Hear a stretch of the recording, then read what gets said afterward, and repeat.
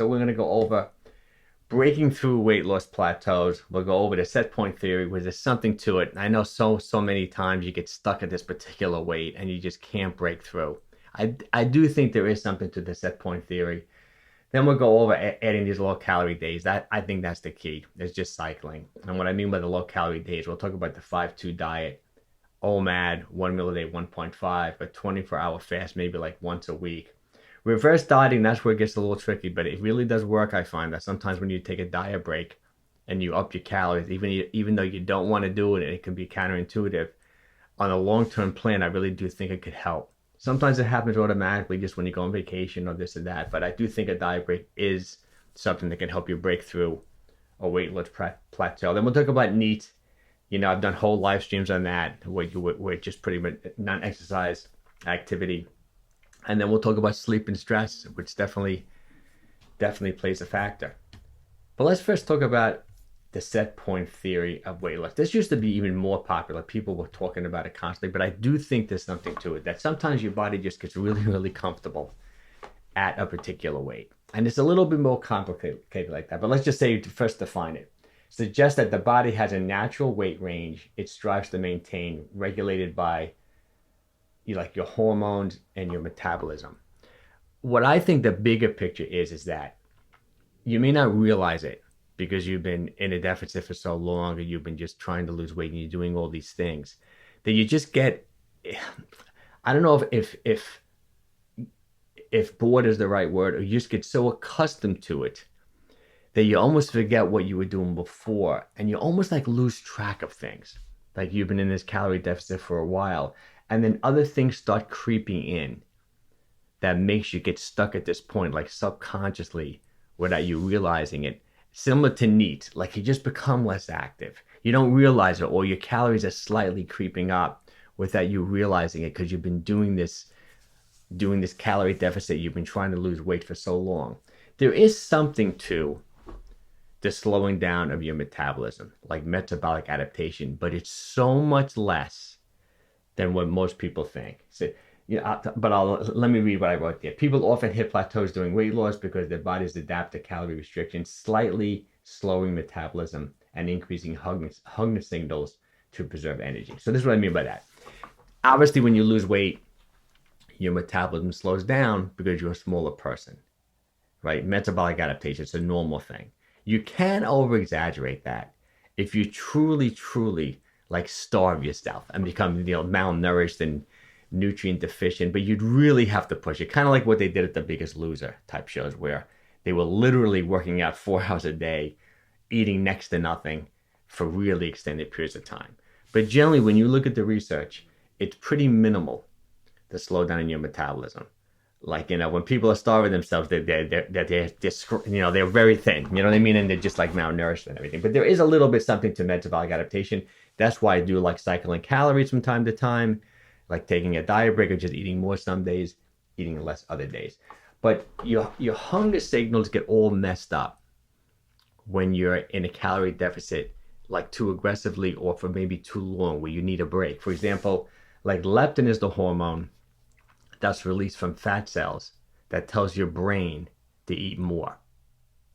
So if you've been in a calorie deficit like consistently for a long time, and you haven't been responding to leptin, all of a sudden you just break down, and you don't realize it, but the calories start creeping in. Even though you're tracking your calories, and even though you're measuring things, you're just not as mentally diligent with it. And all of a sudden you're eating 300, 400, 500 calories more a day. I know you may not realize it, but it sometimes a lot, the set point theory is not just this like hormonal metabolism thing, is that over time, when you've been in a calorie deficit for a long time, you start changing your behaviors that gravitate you to that set point without you really realizing it. And I'm always looking at as you guys know, I'm looking at your diaries every single day, and I'm always trying to pick up on things that tells me, you think you're doing great, but these calories are just creeping up a little bit. And it also could be NEAT, like we're saying, you're just a little bit less active, which helps to get stuck at these points. But let's talk about the thing. Break through these plateaus typically requires changes such as adjusting calorie intake, just to be diligent, whether we're reducing or increasing calories, varying exercise routines. like I don't want to go into too much of the exercise. I don't really think you should increase your exercise necessarily. I love all the exercise everyone's doing here. I don't want you to exercise your way out of a weight loss plateau unless you have a specific date when you just do it and we're doing it short term, just for a few weeks to get to a particular event or something. Sleep and stress, that's definitely a factor too. If all of a sudden at work or your life, you're getting really stressed out and you're not sleeping well, cortisol levels, hormones, are up or out of whack, it could definitely make weight loss a little bit easier. But I think this is all connected to that set point theory. It's not really just the slowing down of your metabolism like people might think. It's really all these factors. I hope I didn't over-explain that, but I think you guys followed me on that. But this is what I think truly is really the best way to do it, is to break out of a weight loss plateau, is to just throw in low calorie days. And my favorite ways of doing it. I love the 5-2 fasting. I love like a low calorie day once or twice a week. I love a 24-hour fast like once a week. I think these strategies are ideal, as opposed to just reducing calories every single day. I think first of all, psychologically, I think that's harder. I like the idea of throwing in these lower calorie days, and then you average at the end of the week that nice calorie deficit, and then you time these lower calorie days around like non-resisting type training days when maybe you're just doing cardio, or days when you're just walking. Plus, I do think you'll get those benefits of the low insulin, the autophagy, all these benefits of being in a fasted state, which I think is really great. But let's break down. I think you guys heard me talk about the 5-2 diet. I really like the 5-2 diet. I'll tell you, like, typically, like when you look at the studies, how they would say what the 5-2 diet is. The 5-2 diet is, and this is typically when people don't even track calories. That, for example, say you're eating normally for 5 days a week, and then 2 days out of the week, you reduce your calories by like 75%. So literally, if you're eating 2,000 calories a day, 5 days a week, 2 days out of the week, you're only going to eat 500 calories. You can do it on consecutive days. If you do it on consecutive days, you'll probably pop into ketosis a little bit because you didn't deplete glycogen stores. I think you should do it, just spread out a little bit on those non-resistance days. I really like that approach. The research also shows that people get better results when they make those 2 low-calorie days, like the 2 of the 5, a low-carb day. Like when people ate under 50 grams of carbs for those 2 low-calorie days, but they stayed hydrated, they got even better results. I do like that a lot. What I like about those low-carb days is that it depletes your glycogen stores. So let's say you're doing good, you've been following the whole plan, you're kind of stuck at this particular body weight. Say I'm just going to make up a number because I know everyone here is different. Say you're eating 2,000 calories a day. But you may not have realized that maybe you're eating a little bit more carbs than you thought you were, maybe eating a little more of like empty calorie type food. So instead of your muscles and liver being on the mid to low side of glycogen, because that's where the carb goes, they're stored in your muscle and your liver, they're kind of on the full side without you even realizing it. So by doing these lower carb, low calorie days, you're like depleting the reservoir where these excess calories can go. And it puts you, I think, in a better fat burning state. So for example, let's say your muscles are holding typically 1,800 calories and they're somewhat full. When you do these low carb, low calorie days, you're going to burn up 1,000 calories of that stored glycogen, which gives you the reservoir to fill them up again. I do like it. Plus, they're just low calorie days. They're just a nice way to get into a deficit. And I do think psychologically, I guess because I think about myself, I work much better where I like to be able to eat, somewhat maintenance or maybe a little bit of a deficit when I'm looking to lose weight, and then just throw in a couple of low calorie days. Every morning when I wake up after the low calorie days, I hit a lower low. When I eat normally again, maybe I may gain a little bit of water weight back, but the whole idea is to keep on trending with those lower lows. I think it's a better strategy than just being in a somewhat aggressive calorie deficit every single day. But obviously I know everyone's personality here. That can really work well too. But if someone does that, like for example, get into somewhat of aggressive calorie deficit for extended periods of time, let's say they're working out good, they're maintaining their strength, I probably would want them to take a diet break of a couple of weeks every now and then. Hard to say exactly when. Could be 4 months in, could be 6 months in. It seems to happen automatically when people take vacation or they do something. Or if like on the weekends, like say you go on business trips and your diet's not as good and you're upping your calories, you're kind of getting the diet break there. But then you got to just nip it right away when you get back. So you're almost automatically cycling. But I do love the 5-2 diet. It's one of my favorite diets. I have some people, I do coach every now and I'll get someone who just refuses to track calories. They just won't do it. It's like, I'm not using the app. I'm not tracking calories. Tell me what to eat. And, these strategies are great for people like that because I just tell them, okay, 2 days, okay, stick with your normal diet. Obviously, I want them to clean it up and eat in my style, eat healthy foods. But 2 days out of the week, I want you eating very little, and it really does work. It just puts them in a calorie deficit for the whole week. I personally done the 5-2 diet all the time. I really do like it. My other favorite one, this is what I have most people here doing, is the OMAD 1.5, whether once or twice a week. I got a lot of people now doing it too. I have some people even doing it 3 days a week. Why I like the OMAD 1.5, as you know what it stands for, OMAD, 1 meal per day. That 0.5, that little small meal, just make sure that you're upping your protein a little bit, which is great. So let's say you're typically eating 150 grams of protein a day, but you go to OMAD 1.5. Say that one meal, you go 10 ounces chicken, fish, and meat, you're getting 70, 75 grams of protein there. Just to pop it up to 100 with that half a meal. I think that's a great strategy. So say your normal calorie deficit is 15, 1800, 1600. If you can go with an OMAD 1.5 and almost go maybe half your normal calories, you stay like an 850 calorie day while taking in 100 grams of protein. So for example, you skip your breakfast. The gals could have a little something in their breakfast if they want. They can do it. They can do this small meal there. But say the guys, you skip your breakfast, you have your coffee, you break your fast 12 o'clock with a plain Greek yogurt, some berries, a protein shake, a protein bar. You could even go half a cup of oats with a nice scoop or two of whey protein. Get 25 grams of protein there, but keep the calories low, maybe only 100, 150 calories. And then you do your normal, say, 800 calorie dinner, 700 calorie dinner with a big piece of protein, two different colored vegetables, a piece of protein, vegetable, sweet potato, half a sweet potato, something like that. I love that strategy. You can also do the essential, I've made a note, you can also do the essential amino acids for your half meal if you really want to be low on calories.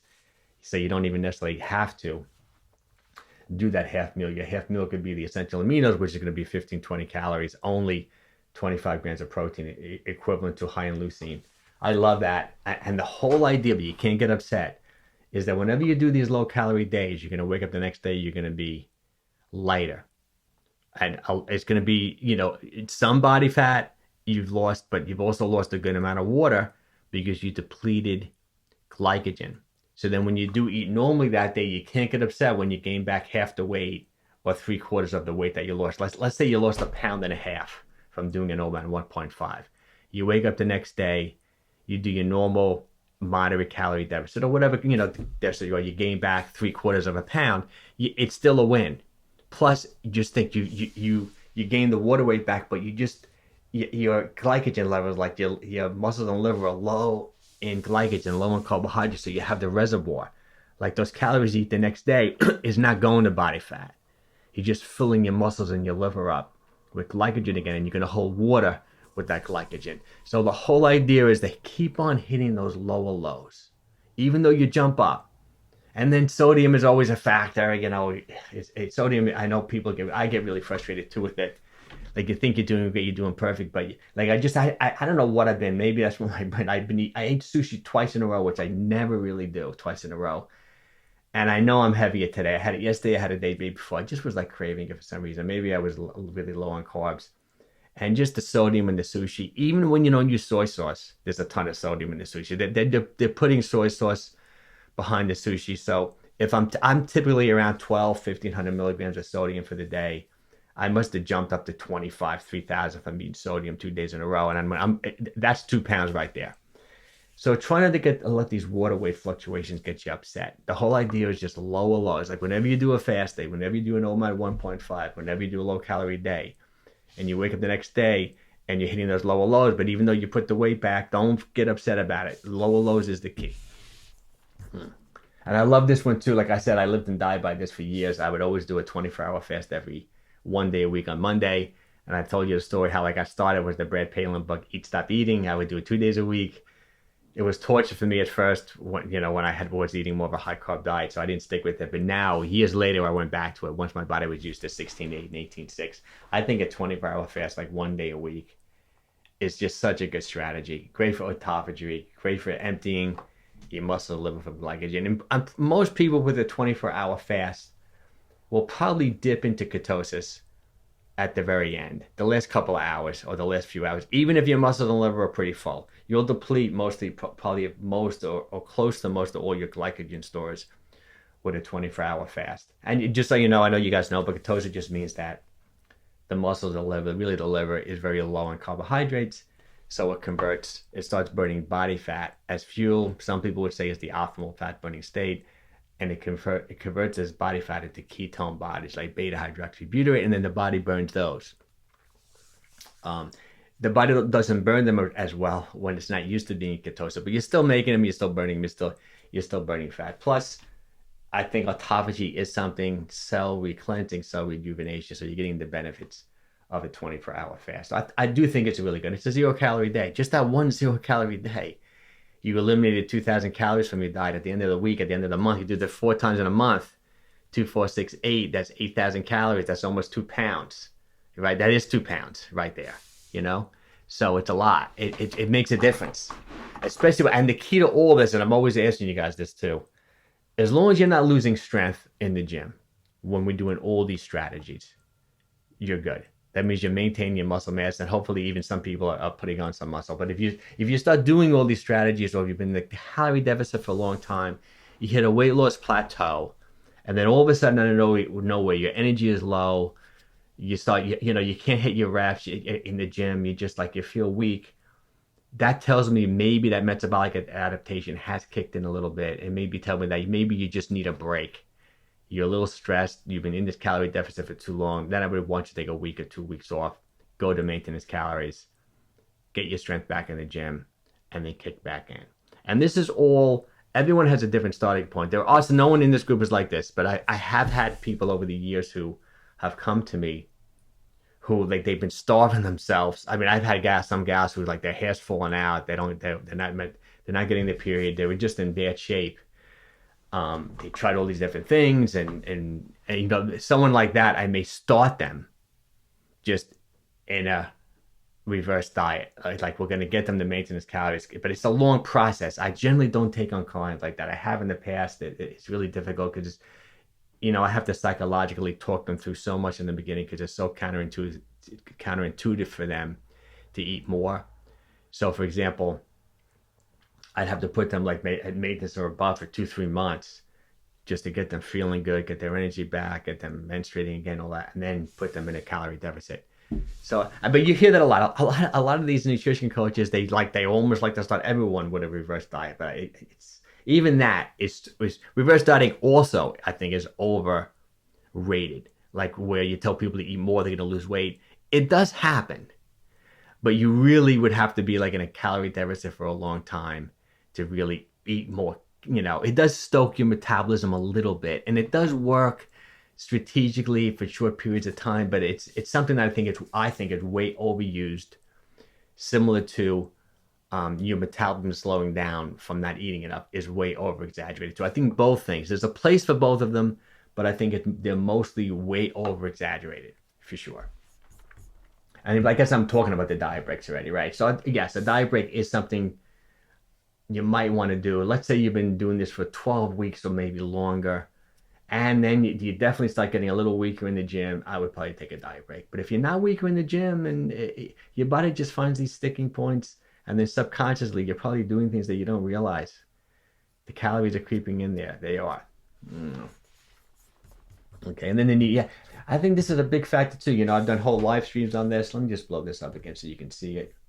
Total daily energy expenditure. When you look at NEAT, it's pretty significant. Could be like 15, 20, 25% of your daily calories is that non-exercise activity thermogenesis, meaning that it's like the fidgetiness, the getting up, the moving around, that any movement that you're doing that's really not considered like traditional exercise. I wouldn't even consider walking NEAT. Some people count walking. I don't, because you take a scheduled walk. Like I walk 5 miles at least, like every single day. I probably walk 90 minutes a day, or maybe, I never do like less than 60 minutes of such scheduled walking. I wouldn't even consider that neat. To me, that's exercise. Need is more like what I'm doing now. See, I'm moving around. I'm a fidgety person. I'm moving around like this. I've talked about it with you guys so many times. The Solia study where people just lift their heel up and down all day at work. They burn an extra 200, like I think it was like 268 calories just from bouncing the heel up and down. Like, I always give this example, like you have to go to the bathroom, you have to urinate, but you say, I'm going to wait 20, 30 minutes. I don't feel like getting up right now. There's a lot of things happen to you when you're in a calorie deficit that you're not aware of, that your body is not necessarily like your body goes into, into starvation. It's not like your body's trying to like save calories through your metabolism. It's signaling for your body to just move less, to do less, that don't fidget, don't move around, sit down, plop, and rest. It's not like your metabolism is like from being in a calorie deficit is like dramatically slowing down because it's conserving energy. It's just signaling to your central nervous system, to your brain, to your body, say, you know what? I better preserve calories from not moving as much. And it's just little things. You don't blink as much. You don't move your hands as much. It's really confusing how many calories you really truly burn from just being in constant motion. Just getting up, going into the kitchen, going downstairs to get something out of the garage, parking your car. I always do that because I don't want someone to ding my car. That drives me nuts when someone dings my car. I park so far away.